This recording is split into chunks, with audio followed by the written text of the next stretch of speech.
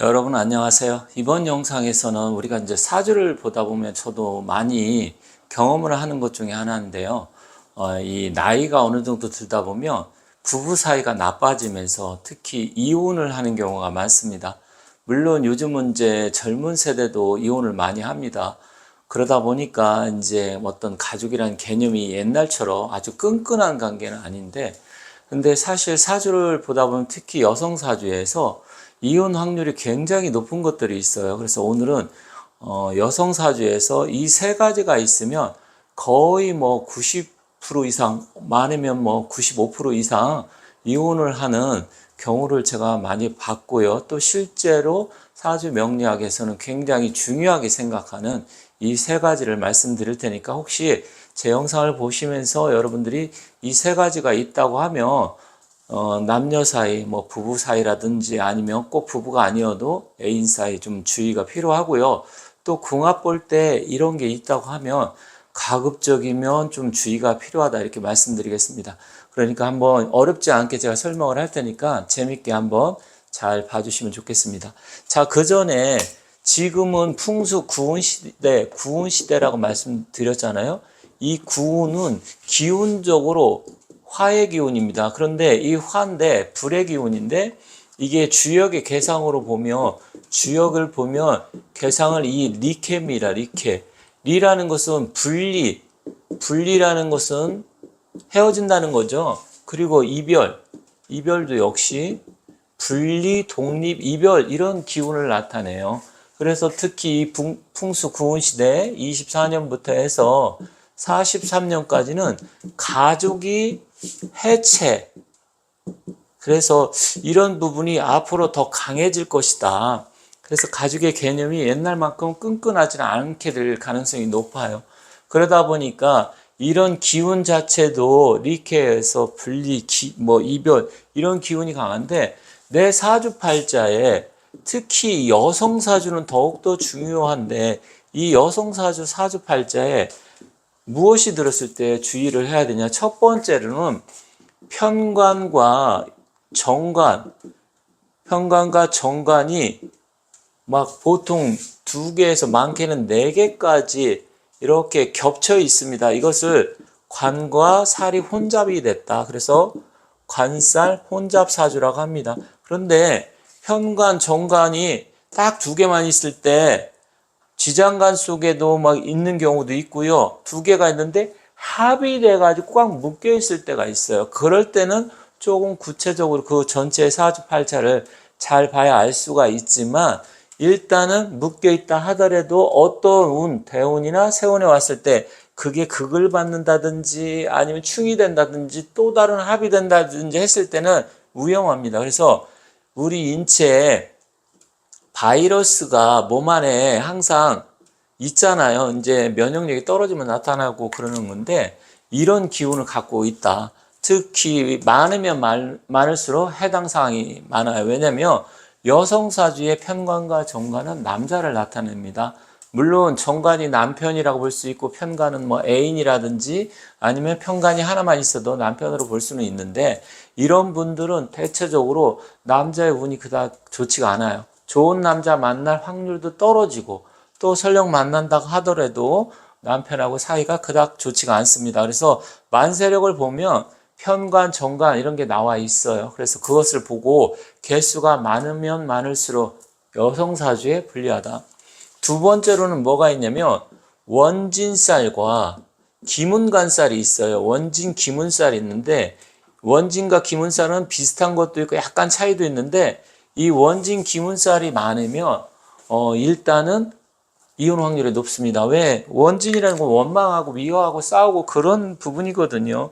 그리고 기문살은 뭐냐면 원진살하고 같이 있을 때도 있고 또 약간 차이가 있을 때도 있는데 그러면 사람이 굉장히 예민해지고 또 남편하고 관계에 있어서 또 어떻게 보면 이 편관도 많고 정관도 많은데 원진기문살까지 있다 그러면 남편이 폭력적으로 도변한다든지 아니면 굉장히 피곤하게 해요. 예를 들어 가지고 뭐 조금만 늦게 들어와도 왜 이렇게 늦게 들어오냐, 나가면 어딜 나가느냐, 오늘은 또 뭐를 했느냐.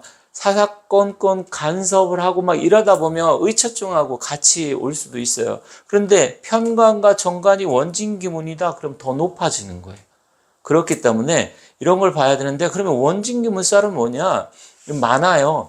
자미 원진도 있고 추구 원진도 있고 인미 기문관살, 인미 기문 인유 원진 뭐 이렇게 해가지고 또 자유 기문 뭐 이렇게 했는데, 그런 것은 좀 전문가한테, 아니면 뭐 저한테 상담을 하셔도 되고요. 전문가한테 이런 조건이 있다고 치면, 그렇지 않아도 지금 부부 사이가 요즘 조금 안 좋아졌다. 특히 올해가 갑진년이면 진이 들어오는데, 사주에 태어난 날에 이 해수가 있을 때 진에, 이게 바로 원진기문살이거든요. 올해 같은 경우 이 원진기문살에 진이나 해, 이게 원진기문이 되는 거예요. 그래서 내 사주에 해 갖고 태어났는데 진이 들어오든지, 아니면 진에 원진기문이 사주에 있는데 또 들어온다든지, 막 이렇게 몇 개가 겹치면 그렇게 되는 겁니다. 그래서 특히 올해 같은 경우는 태어난 사람이 예를 들어 가지고 이 원진 기문이 되려고 하면, 이 화의 기운을 갖고 태어난 사람, 이 수는 여성한테는 관이기 때문에 그렇습니다. 그리고 이 진은 또 수의 기운을 갖고 태어난 사람한테는 관의 기운이어서, 그러니까 병정 아니면 임계일에 태어나신 분은 사주에 진과 해가 있으면 특히 올해는 더 주의를 하셔야 돼요.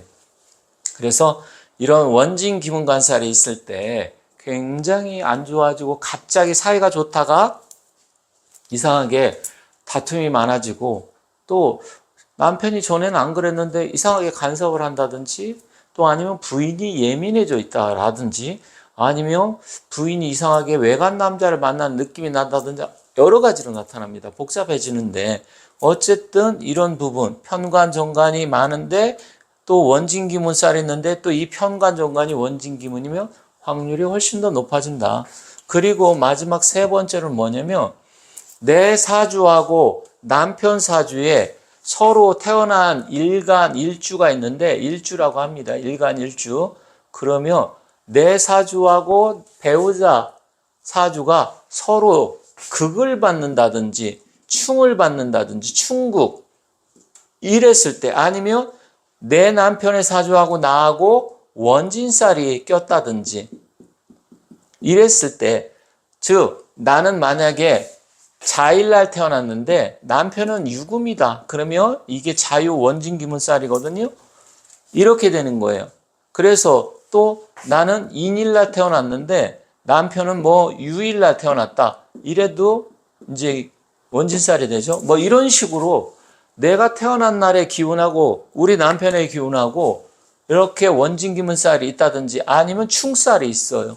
좌우충. 나는 자일날 태어났는데 남편은 오일날 태어났으면 이렇게 또 충국을 받고, 이러면 복잡해집니다. 그런데다가 대운에서 이렇게 뭐 진해 아니면 이런 기문관살이나 원진살, 충살이 막 들어오잖아요. 그러면 그 대운에 와서 전에는 안 그랬던 사이가 나빠지게 됩니다.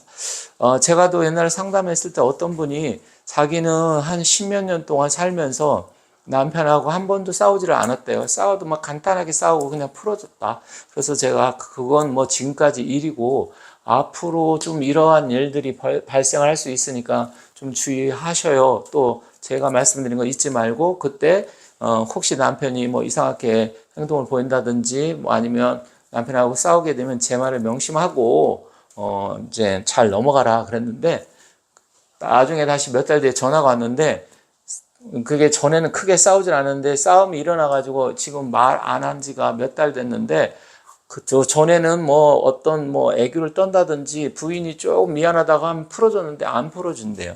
그럴 수 있습니다. 그러니까 운이 나빠지면 전에는 좋았어도 이상하게 꼬이기 시작하면 그때 가서 굉장히 나빠질 수 있습니다. 그리고 이것은 사주에 갖고 있을 텐데 이제 서로 만나는 사이다. 그럼 궁합 볼 때도 이러한 부분을 고려하신다고 하면 최악의 상대는 피할 수가 있습니다. 그래서 앞으로 풍수 구운 시대는 이 불의 시대고, 이별이라든지 분리, 가족 해체 이런 기운이 강한데, 내 사주에, 특히 여성 사주에 이 세 가지를 다 갖고 있다. 그럼 굉장히 어떻게 보면 좀 안타까운 사주가 되는 거죠. 불쌍한 사주가 되는데 이 3가지를 다 갖고 있다 그러면 거의 99%는 이혼을 하게 된다. 좀 약간은 좀 불행할 수가 있지만 어쨌든 이런 기운이 사주에 있으면 좀 안 좋습니다. 물론 이거 외에도 여러 가지가 추가적으로 볼 게 있어야 하지만 그걸 또 다 말씀드리면 시간이 많이 걸리기 때문에 그건 뭐 다음 기회에 말씀드리고요.